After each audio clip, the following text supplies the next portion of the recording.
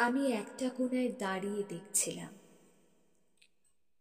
দুটি ছেলেই গেরুয়া বসন পরে মন্দিরের সিঁড়ি মুছছিল।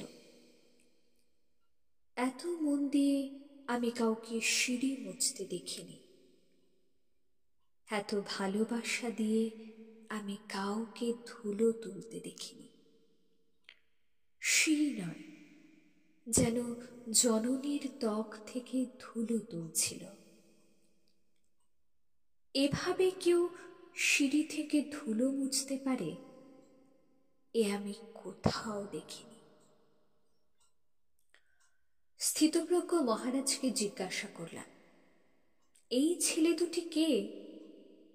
মহারাজ মৃদু হেসে বললেন, একজন নিউক্লিয়ার ফিজিসিস্ট, একজন IBM এর 6 লাখ টাকার চাকরি ছেড়ে এখানে এসেছে, সিঁড়ি ধুতে এসেছে। যে সিঁড়ি দিয়ে মানুষ ওপরে ওঠে তা যেন পরিষ্কার হয়। মহারাজ চলে গেছেন। সন্ধ্যা নেমে আসছে গঙ্গায়। আমার ভেতরেও নামছে সন্ধ্যা।